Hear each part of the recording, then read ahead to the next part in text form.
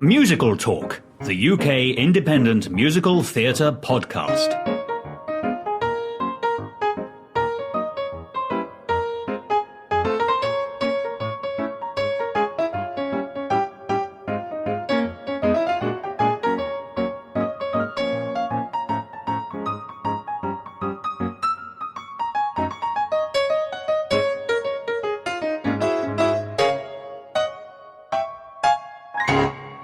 Hello, Musical Talk fans. This is Mike Shapiro reporting to you live, well, I guess it was live at the time, in London, UK, here at beautiful Regent's Park, where we found a nice secluded little nook in which to record. It only took about 2 hours.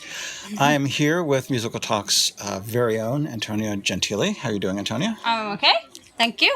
We had a wonderful time finding this recording location. We had to walk all the way around the park trying to find somewhere that was quiet and or free of ball games because I did not quite fancy getting hit in the head with a football. Although that does make for a dramatic interlude in the middle of a talk. It would. So in addition to this comedy routine, we are here to bring you a quick review of a show we both saw last night at the Apollo Theatre, which was Everybody's Talking About Jamie. Mm-hmm. Which is a relatively new show. I think it's about a year old at this point. Unless you discount the out-of-town previews. Sure, but the main commercial life of the thing is it's been about a year. I would normally mention the composer and book writer, but I'm recording this on my iPhone, so I can't use that to look up that information. So I'll probably edit that in. Thank you. Antonia's going to look it up for me. But this is a show we both saw last night, and we thought we might let everyone know. I'm stalling while she finds the composer and lyricist. We should have done that post-eyes. Yeah, we'll edit some of this out. The music is by Dan Gillespie Sells, and book and lyrics by Tom McRae. And this was loosely based on a documentary from the BBC from a few years ago called Jamie, Drag Queen at 16. So big picture, what's the show about? It's about a boy called Jamie New, who is just turned 16, and for his birthday gets a pair of high heels because he has a dream of being a drag queen, which I found this morning because we were talking about this. It makes it very clear that in the musical that drag is very different to cross-dressing, and that the idea of drag is not a disgusting thing. I think that's kind of what the musical's kind of getting at, isn't it, really? That drag is normal. It's not weird. It's normal for Jimmy. Very true. I mean, the through line is it's another message of be true to yourself, even if what you are is unconventional, even if there's resistance. The big picture plot line is, so Jamie's a 16-year-old, and during a career guidance class where all the members of his class are being assigned putative future jobs based on how they fill out a questionnaire. Everyone's getting very funny and entertainingly off-base future assignments. One girl wants to be a doctor and she gets like... Veterinary assistant, right. Jamie is assigned forklift operator. Which is hilarious because It's quite a masculine sounding job and he wants to be a drag queen. Right. And so he tells us through song that he wants to be a drag queen, and the show is about him finding a way to practically make that happen, and a symbolic goal of dressing in his drag queen identity for his senior prom. And this is all taking place in a fairly provincially attituded town in Yorkshire, Sheffield. Right? That's part of Yorkshire? Sheffield, yeah. Thank you. She's teaching me about I'm geography. from Yorkshire, so, you know. I was saying to Mike, this is just like it was when I went to school. It's everything. The language they use, the way they dress, the set, everything it's just like, I'm back at school. I've gone back 15 years or whatever it is to my GCSEs. Right, indeed. And I think the northern setting is also meant to, well, it might have been true in real life in the story on which this is based. But if we think about why you would do that in dramatic terms, is you'd want to be in a less cosmopolitan environment so that your hero has more adversity in the form of social opposition. Yeah. So the plot is fairly simple. It's Jamie wants to become a drag queen. He wants to get his foot in that particular door, his sequin-heeled foot in the door, and he wants to show up at his prom. And he faces adversity first in the form of his own internal demons, his own peer group misgiving. Well. What's that? From his peer group too. His peer group, yes. Teachers. The teachers at the school. The usual cast of characters. And if you look at the plot, it's really him becoming alternately encouraged and discouraged and finding help and guidance from various friends. The plot isn't super rich with nuance, but it serves as a kind of platform for a lot of fun and heartfelt exposition and music, and just seeing a very enthusiastic main character really go for it. Yeah, and he's so likable. I think that's why this musical works. I think the character is so likable. That's where they get it right. You root for him, you want to root for him. Despite the fact that the story is relatively simple, there's not an awful lot going on. Exactly. It's not that new, really, kind of story. The only thing that really kind of makes it new is the fact that there are attitudes, modern attitudes, kind of challenged and not really challenged. Modern attitudes which are kind of like brought to the forefront of the story. There are many stories like this, you know, the underdog or the outcast becoming accepted or whatever, but it's in a modern context.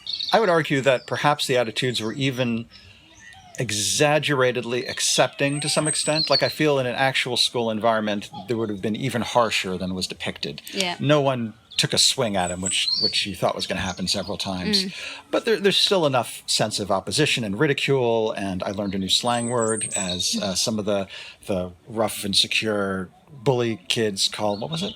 Minger. He called him a minger. Right. So yeah. he gets a lot of taunting, and one pivotal moment is when he's shopping for his first dress, and he finds a mentor figure in the form of the proprietor of the drag paraphernalia store, Hugo, I think. And former drag queen. And as it turns out, this isn't a big spoiler because you learn this almost immediately, former drag queen. So Hugo / what was the stage Loco Chanel. name? I'm so Which glad I think you're is here. brilliant. Loco Chanel. Apparently all the drag queens have really funny parody names. And he becomes a sort of Obi-Wan mentor figure to Jamie and shows him the ropes and gives him some encouragement and philosophy. So we get to see Jamie go through the tutelage of this experienced drag queen. And how would you characterize the music? Very contemporary and upbeat.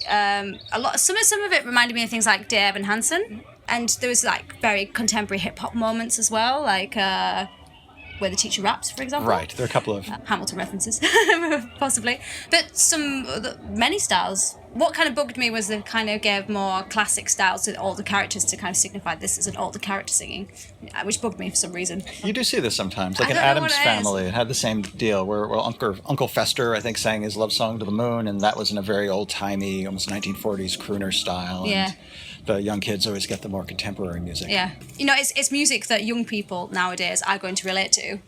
Sorry, Mike's just seen a really fat pigeon. That's a huge Incredibly pigeon. amusing. That probably just ate a baby. I've never seen a pigeon that huge. Sorry, folks. This was a moment we had to pause and appreciate. Anyway, back to the music. It's music that young people can appreciate, you know, and that's going to help get the message across to younger people and get younger people into this musical, and, like Hamilton, keep young people interested in musical theatre. I agree. The score is contemporary, but it's contemporary in a Broadway way, which means it doesn't quite sound like it was ripped from the top 20 of the last year. It's a little more abstract in general, and there are influences of Motown and classic pop styles, and ballads tend to feel like they could be of any genre. Like show tune ballads are kind of their own musical space where they reflect all periods of pop music and none of them at the same time. It's contemporary, but it's still musical theatre. The band was interesting because they had your usual rhythm section. You had the keyboard conductor and the bass and guitar and drums, but also 3 brass players. So there was sometimes a little bit of that Motown era or ska, I think, feel sometimes. The best way to experience the music is go to Spotify or Apple Music and take a listen to the opening track, and you'll get a sense of the infectiously catchy tone of the score. It's not afraid to have fun, which I like. There's no grit or angst, and there's no holding back. Sometimes it's just almost goofy and unself-conscious, as you would expect from maybe if you were seeing a drag queen show, you know, like lots of feel-good pop styles. Lyrically, I was impressed by the lyrics. They predominantly use true rhyme. The accents of the lyrics typically felt like a good match for the music. Yeah.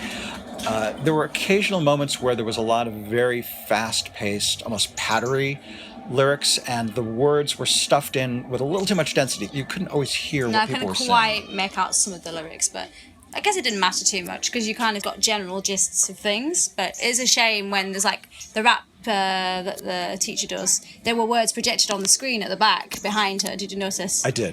Because she's rapping in a Yorkshire accent as well, which doesn't always help, especially if you're not that familiar with the Yorkshire accent. Right. I feel that Yorkshire rap is an underrepresented genre in music, so I'm glad that they brought that to the forefront. So it's quite tricky sometimes to hear what people were singing about, but generally it was quite easy to get an idea. Yeah, enunciation was pretty good, and just the quality of the lyrics, I found them to be a little more clever than you'd expect in a contemporary show. I wish I remembered. There were a couple of really interesting rhymes where they'd have entire phrases with just one word.